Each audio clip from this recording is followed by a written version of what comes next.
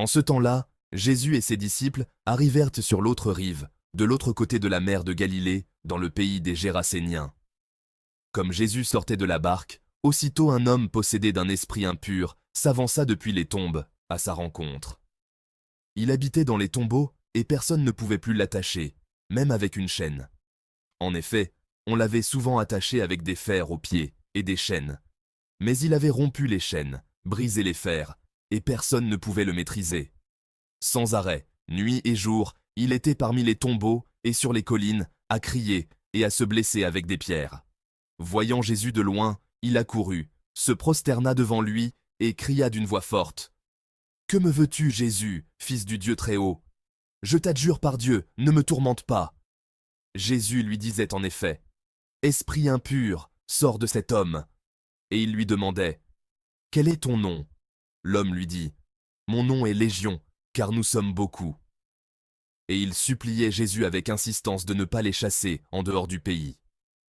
Or, il y avait là, du côté de la colline, un grand troupeau de porcs qui cherchait sa nourriture. Alors, les esprits impurs supplièrent Jésus. « Envoie-nous vers ces porcs, et nous entrerons en eux. » Il le leur permit. Ils sortirent alors de l'homme et entrèrent dans les porcs. Du haut de la falaise, le troupeau se précipita dans la mer, il y avait environ 2000 porcs, et ils se noyèrent dans la mer. Ceux qui les gardaient prirent la fuite, ils annoncèrent la nouvelle dans la ville et dans la campagne, et les gens vinrent voir ce qui s'était passé.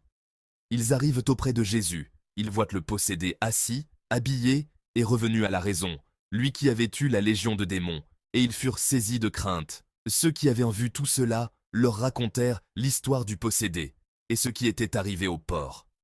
Alors, ils se mirent à supplier Jésus de quitter leur territoire. Comme Jésus remontait dans la barque, le possédé le suppliait de pouvoir être avec lui. Il n'y consentit pas, mais il lui dit « Rentre à la maison, auprès des tiens, annonce-leur tout ce que le Seigneur a fait pour toi, dans sa miséricorde. » Alors l'homme s'en alla. Il se mit à proclamer dans la région de la Décapole ce que Jésus avait fait pour lui, et tout le monde était dans l'admiration.